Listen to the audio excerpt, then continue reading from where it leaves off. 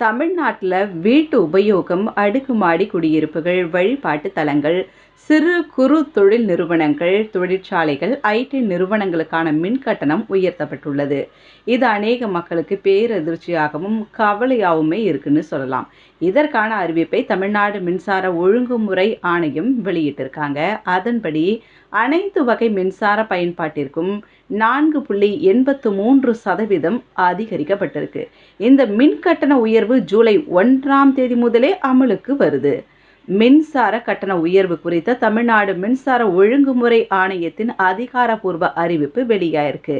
அதன்படி 0 முதல் ஒவ்வொரு படிநிலை வரையிலும் மின்சார பயன்பாட்டிற்கான கட்டணம் எந்த அளவுக்கு உயர்த்தப்படுது என்ற விவரம் தரப்பட்டிருக்கு. வீட்டு உபயோகத்திற்கான மின்சார கட்டணம் 20 காசு முதல் அதிகபட்சம் 55 காசுகள் வரை உயர்த்தப்படுது. 0 முதல் 400 யூனிட் வரை ஒரு யூனிட்டுக்கு ரூபாய் 4.60 இருந்த கட்டணம் 20 காசுகள் உயர்த்தப்பட்டு ரூபாய் 4.80 நிர்ணயிக்கப்பட்டிருக்கு. 401 யூனிட் முதல் 500 யூனிட் வரை ஒரு யூனிட்டுக்கு ரூபாய் 6.15 இருந்த மின்சார கட்டணம் 30 காசுகள் உயர்த்தப்பட்டு ரூபாய் 6.45 நிர்ணயிக்கப்பட்டிருக்கு. 501 யூனிட் முதல் 600 யூனிட் வரை ஒரு யூனிட்டிற்கு ரூபாய் 8.15 இருந்த மின்சார கட்டணம் 40 காசுகள் உயர்த்தப்பட்டு ரூபாய் 8.55 நிர்ணயிக்கப்பட்டிருக்கு. 601 யூனிட் முதல் 800 யூனிட் வரை ஒரு யூனிட்டிற்கு ரூபாய் 9.20 இருந்த மின்சார கட்டணம் 40 காசுகள் உயர்த்தப்பட்டு ரூபாய் 9.65 நிர்ணயிக்கப்பட்டிருக்கு. 801 யூனிட் முதல் 1000 யூனிட் வரை ஒரு யூனிட்டுக்கு ரூபாய் 10.20 இருந்த மின்சார கட்டணம் 50 காசுகள் உயர்த்தப்பட்டு ரூபாய் 10.70 நிர்ணயிக்கப்பட்டிருக்கு. அதே போல 1000 யூனிட்டுகளுக்கு மேல் ஒரு யூனிட் ரூபாய் 11.25 இருந்த மின்சார கட்டணம் 55 காசுகள் உயர்த்தப்பட்டு ரூபாய் 11.80 நிர்ணயம் செய்யப்பட்டிருக்கு.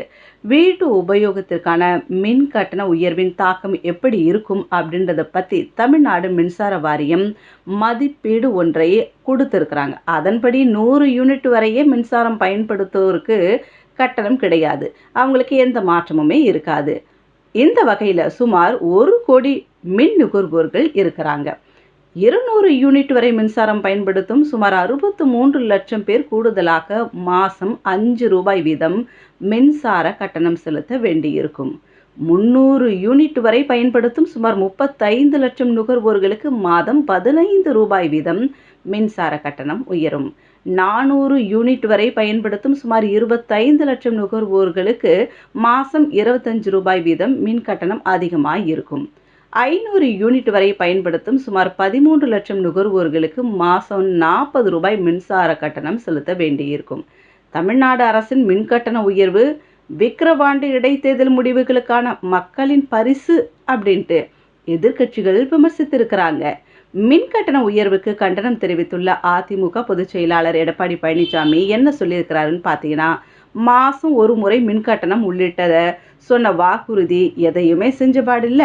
சொல்லாத மின்கட்டண உயர்வை மட்டும் செஞ்சுக்கிட்டே இருக்கிறீங்களே, உங்கள் நிர்வாக திறமையின்மையின் சுமையை மக்கள் தலைகளில் திணிப்பது அநியாயம் அப்படின்ட்டு வெளியிட்டுள்ள அறிக்கையில் அவர் கண்டிச்சிருக்கிறாரு.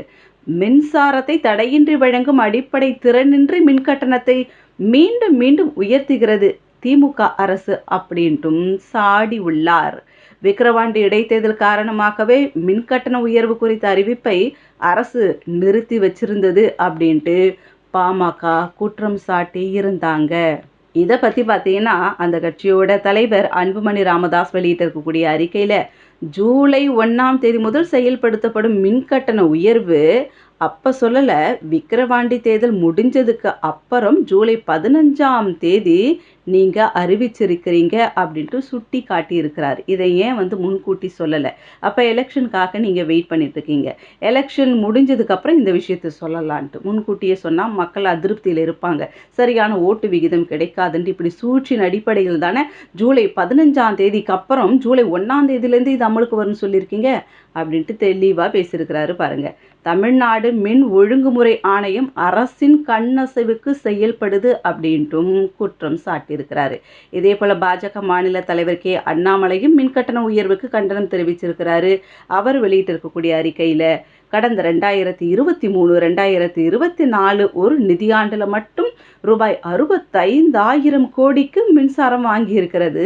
நாடு முழுவதும் சூரிய ஒளி மின்சார உற்பத்தியை பெருக்க பல மாநிலங்கள் நடவடிக்கை மேற்கொண்டுட்டு இருக்காங்க. மாதம் சுமார் ரூபாய் 5,400 கோடி நிதியை மின்சாரம் வாங்க செலவு செஞ்சிருக்கிறது திமுக அரசு அப்படின்ட்டு திமுக அரசை விமர்சித்து இருக்கிறாரு அண்ணாமலை. ஆளும் அரசின் இந்த நடவடிக்கை எதிர்க்கட்சிகளின் குற்றச்சாட்டு, பிற கட்சிகளின் சாடல் எதுவாக இருந்தாலும் பாதிக்கப்பட போவது ஏழை எளிய மக்கள் மாத்திரமே. இதை நினைவில் கொள்ள வேண்டும்.